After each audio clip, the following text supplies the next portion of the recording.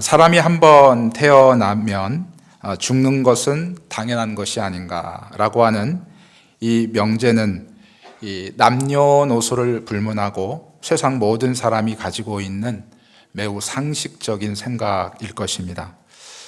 우리 중에 어떤 사람도 한 번 태어나면 영원히 산다라고 생각하는 사람은 아마 한 사람도 없을 것입니다. 그런데 사람은 죽는다라고 하는 사실은 인정하면서도 그 죽음의 원인에 대해서는 각기 다른 생각을 가지고 있다 하는 것이죠.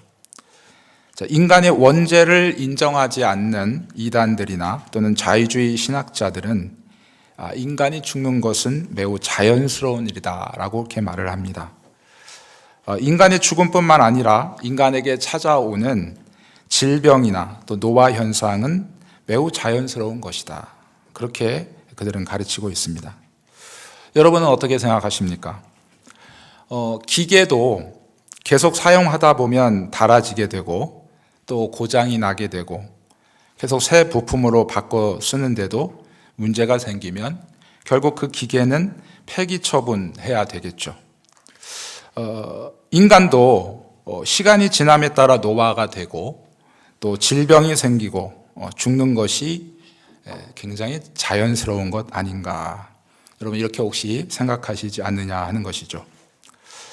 이것은 어쩌면 모든 사람들이 상식처럼 가지고 있는, 특별히 하나님을 모르는 사람들이 갖고 있는 생각일 수 있습니다. 하지만 성경은 그렇게 말하고 있지 않습니다. 하나님께서 인간을 창조하실 때 죽는 존재로 만드시지 않았다 하는 사실이죠. 아담과 하와는 하나님과 함께 영원히 살 수 있는 그러한 존재로 만드셨습니다. 그 증거가 뭘까요? 그들에게 하나의 법을 주시죠.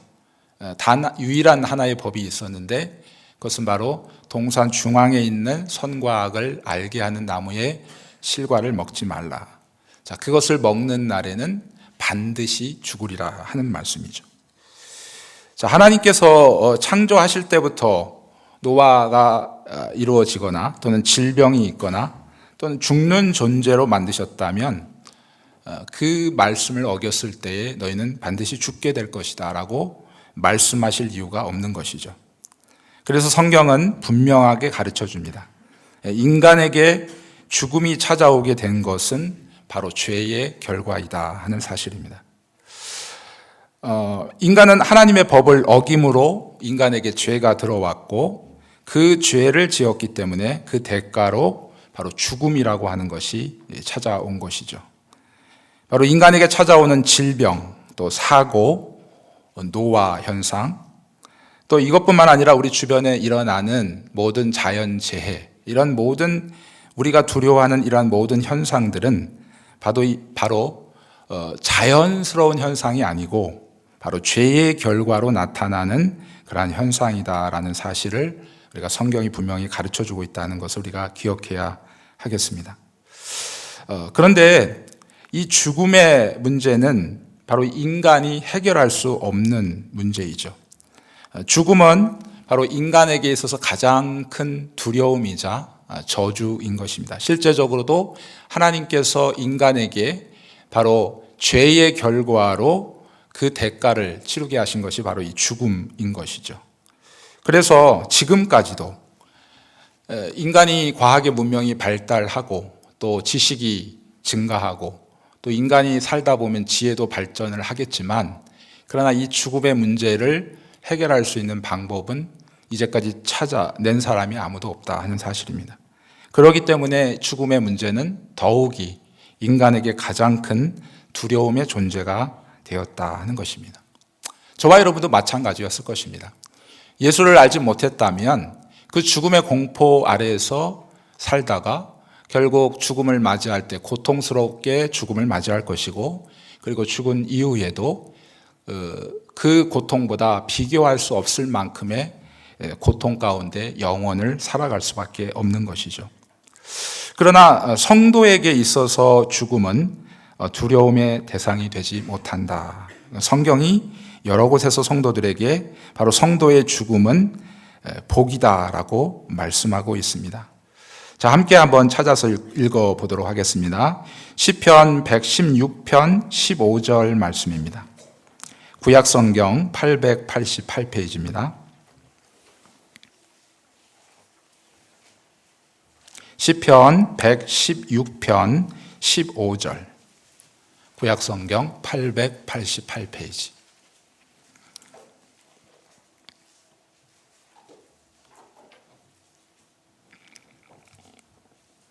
네, 찾으신 것 같습니다. 찾았으면 한 목소리로 함께 읽어보도록 하겠습니다. 그의 경건한 자들의 죽음은 여호와께서 보시기에 귀중한 것이로다. 아멘. 예, 하나님께서 여기실 때 경건한 자들이 누구이겠습니까? 바로 하나님 자신, 하나님께서 자신의 몸을 버려서 피로 값추고 산 바로 하나님의 자녀들 아니겠습니까? 바로 그들을 하나님은 경건한 자들이다. 그렇게 표현하시면서 바로 그 성도들, 그 경건한 자들의 죽음은 하나님께서 보시기에 귀중한 것이다. 원래 죽음이라고 하는 것은 인간에게 있어서 저주로 그렇게 하나님께서 우리에게 명령하신 것인데 이제 성도에게 있어서 그것은 귀중한 것, 복된 것으로 이제는 바뀌어졌다는 것이죠. 자, 한 곳 더 찾아보도록 하겠습니다. 요한계시록 14장 13절 말씀입니다. 신약성경 412페이지입니다. 요한계시록 14장 13절 신약성경 412페이지입니다.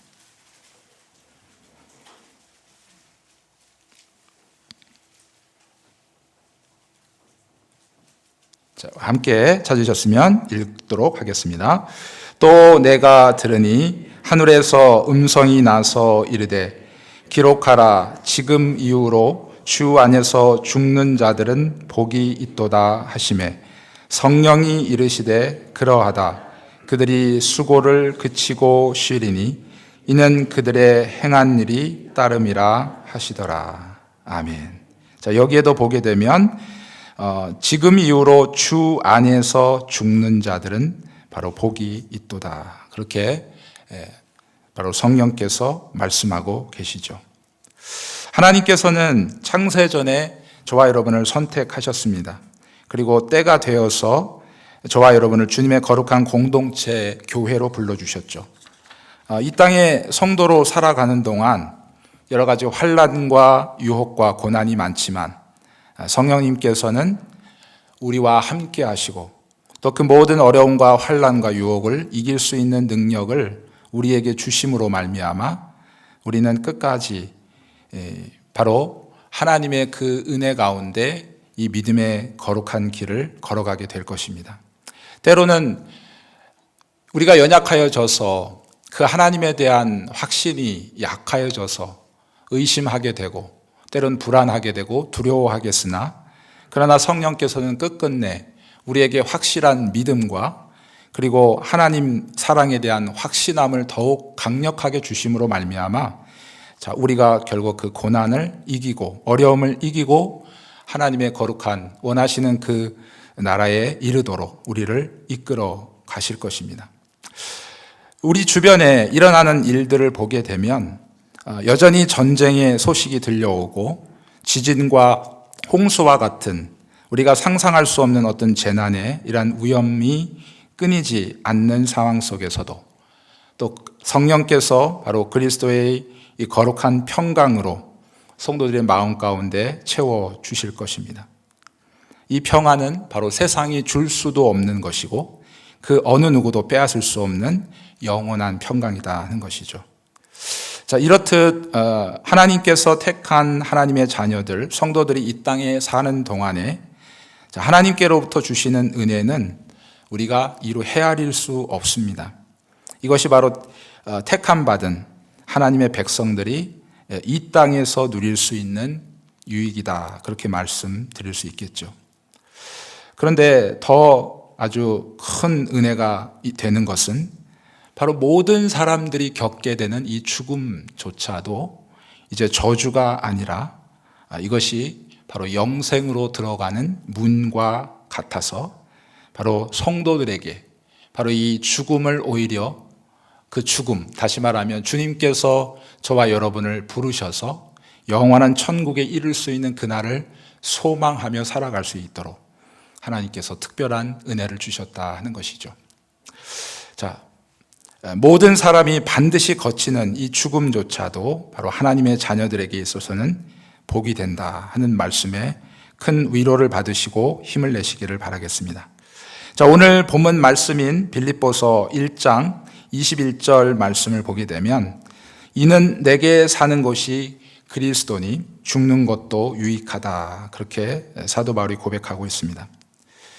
사도 바울은 이 말씀 속에 내게 사는 것이 그리스도다, 이 표현을 통해서 특별히 자신의 삶의 원천이 그리스도요, 또 자신의 삶의 목적도 그리스도요, 자신의 삶의 기쁨도 그리스도임을 밝히 드러내고 있습니다. 그래서 자신뿐만 아니라 모든 그리스도인들은 바로 이러한 삶을 살아가는 자들이다라고 우리에게 말씀하고 있습니다. 자, 내게 사는 것이 그리스도니라는 말씀이 바로 이 삶의 시작이 그리스도로부터 시작된다 하는 것이죠.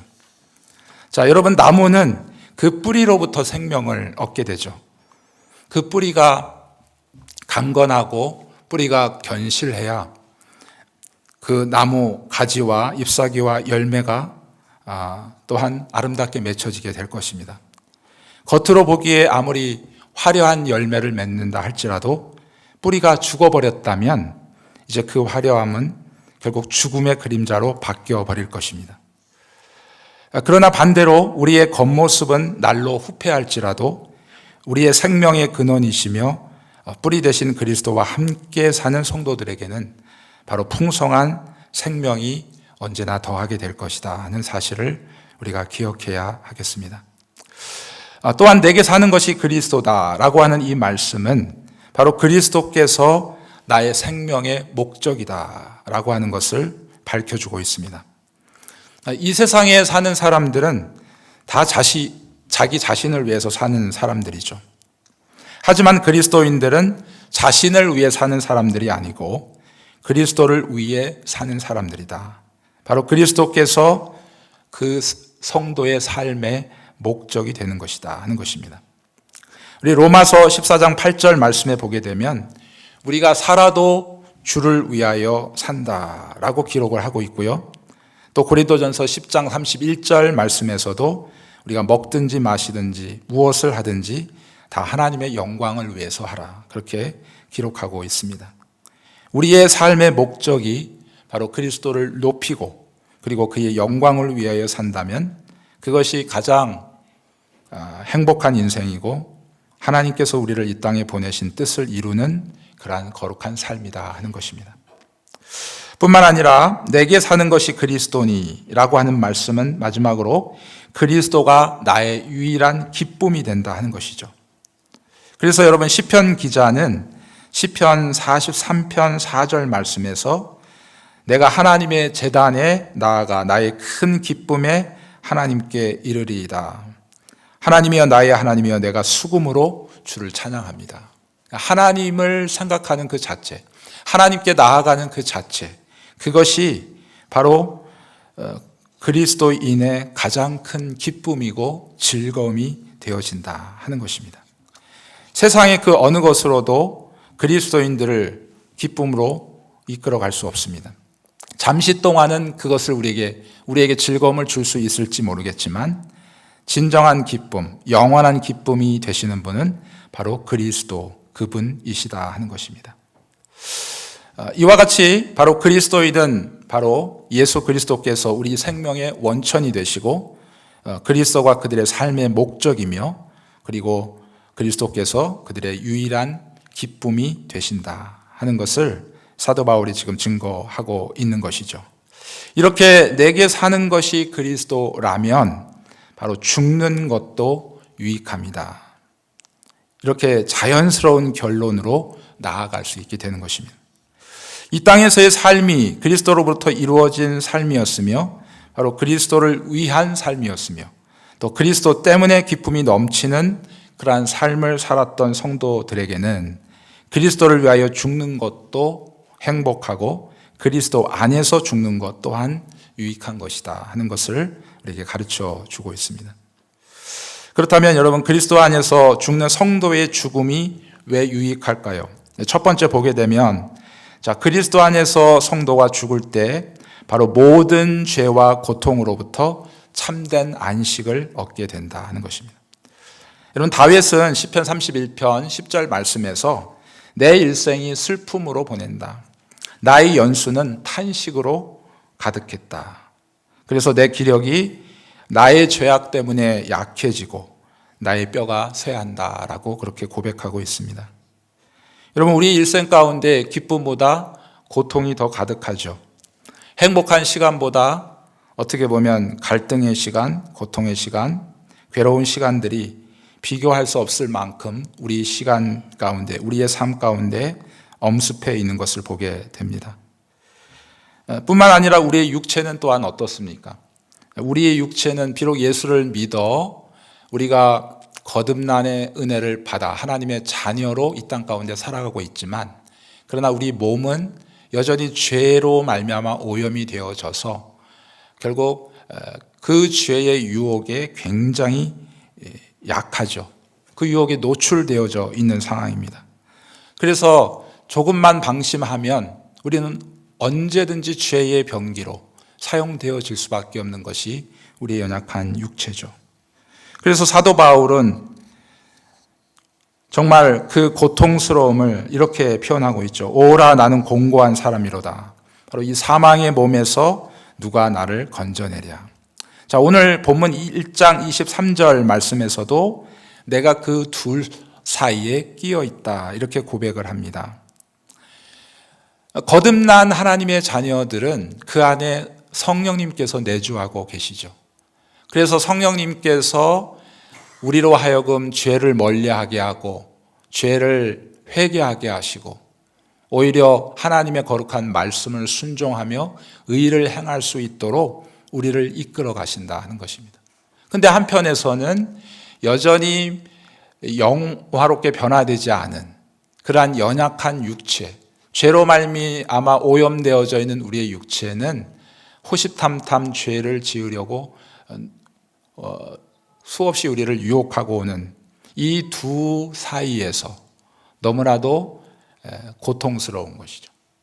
성도 여러분, 우리의 삶이, 믿음 생활이, 우리의 신앙 생활이 바로 이러한 싸움의 시간 아니겠습니까? 이 고통과 이 어려움의 시간들이 너무 크기 때문에 23절 말씀을 계속 보시면 차라리 세상을 떠나서 그리스도와 함께 있는 것이 훨씬 더 좋은 일일 것이다. 그렇게 사도 바울이 기록하고 있습니다. 사도 바울도 우리와 똑같은 사람이기 때문에 아마 여러분도 이러한 경험을 하셨을 것 같아요. 내 마음으로는, 내 심령으로는 하나님의 법을 지키고자 하는 그 마음이 강하지만, 그러나 여전히 죄를 짓고 있는 그 나의 모습을 보면서 그 안에서 끊임없이 다가오게 되는 이 갈등과 이 끼어 있는 것과 같은 고통 속에서 차라리 내가 주님 앞에 빨리 갔으면 얼마나 좋을까, 이런 생각을 아마 한 번쯤은 해보셨으리라 생각이 됩니다. 사실 우리 성도들의 삶은 바로 하나님의 견인의 은혜로 붙잡아 주셔서 살아가는 것이지, 다윗의 고백처럼 우리의 일생 전체가 슬픔과 탄식으로 되어져 있고 쉼 없이 이렇게 영적인 싸움을 싸워야 되는, 한순간도 긴장을 늦추지 못하는 그러한 삶이 바로 이 세상에서 살아가는 성도의 삶이다 하는 것입니다. 그러나 우리가 주님 앞에 서게 될 때에 이 모든 수고를 그치고 우리가 영원한 안식을 누리게 될 것입니다. 우리가 주님 앞에 서게 될 때 그토록 나를 괴롭혔던 이 죄악의 줄기는 그 순간 사라져 버릴 것이고, 우리는 더 이상 죄로 인해서 고통하거나 죄의 유혹을 받는 어떤 죄의 경향, 그런 어떤 영향을 받는 존재가 아니라 이제는 죄와 완전히 상관없는 정말 그리스도를 온전히 닮아간 그러한 성화된 영화로운 모습으로 우리가 주님 앞에 서게 될 것이기 때문에 그렇습니다. 그래서 우리가 주님께서 우리를 부르시는 그날, 우리가 그분 앞에 서게 될 때 우리는 죄의 모든 더러움들을 벗어버리고 또 이 땅에서 우리가 연약하여 겪는 여러 가지 질병과 어려움들은 다 벗어버리고 우리가 온전한 육체와 영화로운 그 몸을 가지고 우리가 주님을 만나보게 될 것이다. 그렇기 때문에 성도에게 있어서 죽음은 정말 귀한 것이고 존귀한 것이고 복된 것이다 하는 사실입니다. 또한 성도가 주님 앞에 서게 되는 날, 바로 우리들은 예수 그리스도의 영화로운 몸을 바라보게 될 것입니다. 이 땅에서 믿음을 지키는 동안 우리가 성경을 통해서, 말씀을 통해서 우리가 주님에 대한 말씀을 듣기는 하지만 그러나 그것이 굉장히 간접적이죠. 그래서 고린도전서 13장 12절 말씀에서는 우리가 지금은 거울로 보는 것처럼 희미하다 그렇게 표현을 하고 있습니다. 그러나 우리가 주님 앞에 서게 되는 그 날에는 바로 얼굴과 얼굴을 마주 대하여 그분을 뵙게 될 것이다. 자, 우리도 이 육체를 가지고, 이 육체는 아니죠. 영화롭게 변화된 육체를 가지고 영광스러운 그 주님의 얼굴을 우리가 얼굴과 얼굴을 마주 대하며 그분을 뵙게 될 것이다. 그렇게 여러분이 사모하고 정말 존경하며 그분을 우리가 뵙기를 바랬는데 왜 이 땅 가운데서는 우리가 그분을 정말 굉장히 간접적으로밖에 우리가 뵐 수밖에 없죠. 그러나 주님을 직접 만나 뵙고 또한 우리를 향한 그분의 사랑을 우리가 충만하게 경험하게 될 것입니다. 이 땅에서의 성도들은 아직 연약하기 때문에 우리가 그리스도의 사랑을 온전히 확신하지 못합니다. 하나님의 우리를 향한 사랑이 완전하지가 않아서가 아니라 하나님은 완전하게 우리를 사랑하시고 우리에게 오늘도 힘을 더하시고 성령의 강력한 능력, 그 성령의 강력한 능력이 어떤 힘입니까? 바로 창세기에서 바로 삼위일체 하나님께서 아무것도 없는 가운데서 말씀으로 온 우주 만물을 창조하신 그 능력 아니겠습니까?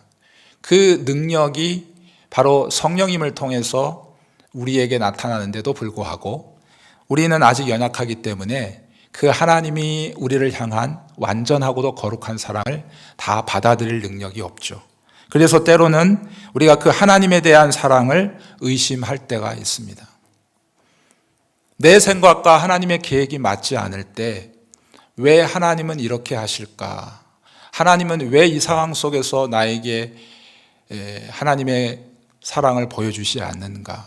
때로는 그 하나님의 뜻을 다 이해하지 못하기 때문에 그 하나님을 오해하고 그리고 그 하나님에 대한 사랑에 의심을 갖게 되는 그런 경우가 너무나도 많이 있죠. 하지만 우리가 주님 앞에 서게 되면 더 이상 그럴 필요가 없다 하는 것이죠. 바로 주님의 그 온전하신 사랑을 충만하고도 완전하게 받아 누리게 될 날이 바로 주님 앞에 서게 될 날이다 하는 사실입니다. 뿐만 아니라 성도가 주님 앞에 서게 될 때 하늘의 영화로운 궁전을 얻게 될 것이다 하는 것입니다. 고린도 후서 5장 1절 말씀을 보게 되면 만일 땅에 있는 우리의 장막집이 무너지면 하나님께서 지으신 집 곧 손으로 지은 것이 아닌 하늘에 있는 영원한 집이 우리에게 있는 줄 안다. 그렇게 기록하고 있습니다. 주님께서도 요한복음 14장에서 내가 너희를 위해서 거할 처소를 예비하러 간다. 그 거할 처소라고 하는 이 부분에서 굉장히 우리는 영적으로 생각할 수 있어요. 추상적으로 생각할 수 있는 것이죠. 그러나 실제적으로 우리가 나중에 주님 재림하시고 부활하실 때 우리는 변화되고 영광스럽지만 몸을 갖고 있는 상태이기 때문에 그 몸이 거할 어떤 장소가 반드시 필요하다는 것이죠. 그래서 여기서 이 처소라고 하는 것은 육체를 가진 사람이 거하는 장소로서의 의미를 가지고 있다 하는 것입니다. 이 땅에 사는 동안 사람들은 자신의 집을 장만하기 위해서 얼마나 많은 노력을 합니까? 여러분, 이 땅에 평생 사시면서 얼마나 많은 집을 막 장만하셨습니까? 집을 장만을 하신 분들 얘기 들어보면 평생 동안 먹을 것 안 먹고 또 써야 될 것 절약해서 근근히 모은 돈으로 집 한 채 겨우 마련했다. 이런 얘기를 하시는 분들의 이야기를 또 들은 적이 있습니다. 여러분, 천국에서는 바로 더 이상 이러한 걱정을 하실 필요가 없는 것이죠. 주님께서 재림하실 때 성도들은 변화된 육체를 가지고 부활하셔서 그 육체가 거할 그러한 궁전과 같은 바로 우리 모든 사람들의 눈에 보이는, 어떻게 보면 어떤 신학자는 또 이렇게 표현을 하더라고요. 정말 온 우주 안에 별도 있고 또 행성도 있는데 정말 그 천체 위에다 우리 모든 사람들이 거할 하나님의 지으실 그 집이 그곳에 지어진다. 그러니 그것이 얼마나 번쩍거리고 그리고 우리가 생각하는 최고의 보물, 진주와 보석 같은 그러한 집으로 꾸며져 있는가 하는 것을 우리가 알 수 있죠. 요한계시록에 우리가 보게 되면 하늘나라에 대해서, 천국에 대해서 12가지의 그 보물, 그 이름을 쭉 나열하면서 이렇게 우리에게 소개를 하고 있는데, 실제적으로 그 부분을 주석하는 어떤 신학자들은 그것 정도가 아니다라고 얘기를 하죠. 사실 사도 요한이 그때 이 요한복음을 기록했을 때 이 세상에서 그 사도 요한이 알고 있는 최고의 보물의 이름을 기록한 것뿐이지 실제적으로 천국은 그것과 비교할 수 없을 만큼 어마어마한 그러한 정말 빛나고 온갖 좋은 것들로 가득한 것이다. 자, 그렇게 표현을 하고 있는 것이죠. 또한 여러분, 성도들이 주님 앞에 서게 될 때 영화롭게 된 성도들과 교제하게 될 것이다 하는 것입니다. 우리들도 물론 주님 앞에 서게 될 때 영화롭게 변화되어지죠. 그렇게 영화롭게 변화된 성도들과 함께 교제하는 곳이 천국이다 하는 것입니다. 자, 우리보다 먼저 주님 나라에 가 계신 우리 믿음의 선배들, 또 우리의 부모님, 또 믿음의 형제 자매들, 이 분들을 다 만나고 또 그곳에서 교제하며 또 그들이 누구인지를 알아보게 될 것이다 하는 것입니다. 자, 변화산 사건을 보게 되면 그 변화산은 여러 가지 의미가 있지만 특별히 성도가 천국에서 누리게 될 아름다운 성도의 교제의 한 단면을 보여준 사건이다라고 여겨집니다. 주님께서 영광스럽게 변화되실 때 모세와 엘리야가 나타났죠. 자, 그리고는 베드로가 바로 그들이 모세와 엘리야인 줄 알아보았습니다. 여기에서 과연 예수님께서 바로 저 사람들이 모세와 엘리야다라고 가르쳐 주셨는가? 그 본문에서는 이렇다 할 내용들이 나오지 않기 때문에 어떤 신학자들은 이런 부분에 대해서 비록 베드로가 전에 한 번도 바로 모세가 어떻게 생겼는지, 엘리야가 어떻게 생겼는지 보지 않았지만 그러나 그를 알아보았다 하는 것이죠. 자, 어떻게 베드로가 한 번도 보지 않았던 모세와 엘리야를 알아보았을까요? 이것은 우리가 창세기를 보면 알 수 있습니다.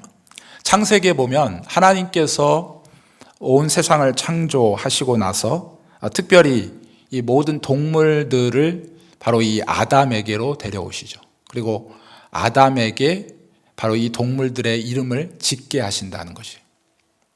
그래서 아담이 그 동물들을 보면서 하나하나 이름을 지어가는 것이 곧 우리가 지금 일컫는 그들의 이름이다 하는 것입니다.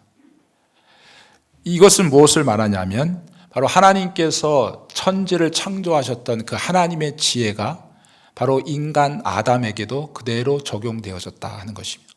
범죄하기 이전, 타락하기 이전의 인간의 지혜라고 하는 것은 정말 하나님의 창조의 지혜와 함께 정말 그와 맞먹는 그러한 큰 하나님의 지혜를 가지고 있는 존재로서 아담이 세워졌다 하는 것입니다. 바로 이것이 우리가 가서 천국에서 우리의 영과 몸이 영화롭게 되어질 때 우리의 지혜도 어떻게 보면 죄로 인해서 파괴되어졌던 이 잘못된 지혜가 다시 완전하게 회복되어지는 그러한 날이 이르게 될 것이다. 그래서 우리 지혜가 완전히 회복되어지기 때문에 그곳에서 전에 한 번도 보지 못했던 그러한 믿음의 사람들을 알아보고 또 그곳에서 함께 성도의 교제를 나누게 될 것이다 하는 사실입니다. 여러분, 마지막으로 성도들이 주님 앞에 서게 될 때 그들은 영예와 존엄을 얻게 될 것입니다. 그들은 바로 왕으로서 다스릴 수 있는 권세를 얻게 되겠죠. 성경에 보면 성도들이 누리는 왕권에 대한 이 표상들이 많이 등장을 하게 됩니다. 성경에 표현된 것 중에 흰옷이라든지 또 생명의 면류관, 또 시들지 않는 면류관, 이런 표현들은 바로 하나님께서 성도들에게 부여하신 영예와 존엄을 표시하고 있다 하는 것입니다. 이 세상의 영예는 어떻습니까? 돈이나 권력 그리고 능력이 다하면 아무리 지금 그 영예가 정말 큰 사람이라 할지라도 이제 그 자리에서 내려와야 되는 것이 현실이죠. 그러나 하나님께서 성도들에게 주시는 영예는 영원한 것이다 하는 것입니다. 여러분, 제가 몇 가지로 이렇게 말씀드렸는데 이것이 전부이겠습니까? 그 중에서 몇 가지만 제가 준비를 해서 말씀드렸는데 하나님께서 바로 성도가 주님 앞에 서게 되는 그날 우리들은 바로 하나님이 기뻐하시는 그 모든 것들로 우리 성도들에게 주실 것을 우리에게 성경을 통해서 약속하고 있는 것이죠. 우리는 여전히 세상 사람들처럼 죽음을 두려워하다가 저주 가운데 살아야 마땅한 자들이었으나 하나님께서 우리를 이 땅에 사는 동안에도 하나님의 자녀로 하나님의 그 충만한 사랑 가운데 살게 하시다가 모든 사람들이 정말 저주처럼 여기는 이 죽음조차도 우리에게 영원한 복으로 허락해 하신 이 놀라운 은혜가 얼마나 크고 우리가 생각할 때에 정말 감사한지 모르겠습니다. 어떤 신학자는 이렇게 얘기합니다. 자, 믿음으로 영생을 얻을 자격을 얻지만 실제적으로 그 영생을 얻게 되는 것은 바로 성도의 죽음을 통해서이다 하는 사실이죠.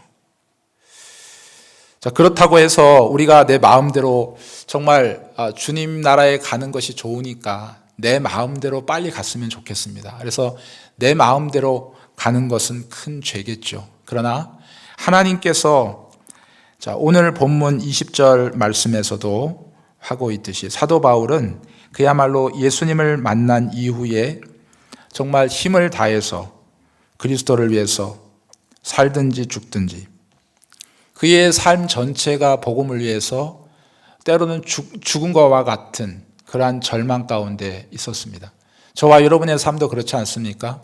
예수님을 만나고 또 예수님을 만난 이후 시작되는 이 믿음의 생활, 신앙의 생활, 이 영적인 싸움 되돌아보면 우리는 정말 죽은 것과 같은 다시 일어날 수 없을 것과 같은 그런 절망 가운데 아마 많이 있으셨을 거예요. 그럼에도 불구하고 하나님께서 힘을 주셔서 다시 일어나서 어찌하든지 내 삶 속에서 열매가 정말 밝게 드러나지 않지만 내 마음 속에서는 정말 어찌하든지 그리스도가 우리의 삶 가운데서 존귀히 드러나도록 우리는 정말 힘을 다해 살아오신 줄 믿습니다. 이것이 하나님께서 저와 여러분에게 인정하시고 주실 놀라운 상급인 줄 믿습니다. 그러나 우리가 앞으로의 삶, 주님께서 우리를 부르시는 그날까지 어떻게 보면 이 생활이 너무나도 힘들어요. 여러분, 오늘 주일을 정말 교회 안에서, 믿음의 공동체 안에서 말씀 듣고 서로 믿음의 교제를 하며 살아가는 이 모습을 보면서 언제까지든지 이 삶 가운데 살고 싶은데, 또 내일 정말 믿지 않는 불신자 가운데서 또 세상에서 발을 딛고 살아야 되는 그러한 생각을 하게 되면 참으로 힘들고 또 어려운 생각이 날 수도 있습니다. 하지만 우리의 마음은 그렇죠. 정말 하나님께서 성도의 죽음을 아주 존귀하게 여기셨다 했는데, 내가 정말 원하건대 빨리 주님 앞에 가고 싶은 것이 내 마음이지만, 그러나 하나님께서 아직까지도 우리를 부르시지 않고 이 땅에 남겨두신 이유가 무엇이겠습니까? 바로 24절에 우리 사도 바울이 얘기했듯이 바로 내가 육신으로 있는 것이 바로 너희를 위해서 더 유익하리라. 하나님께서 우리를 통해서 이 놀라운 복음의 소식을 듣게 할 또 다른 우리의 태신자가 있기 때문에 그렇다는 것이죠.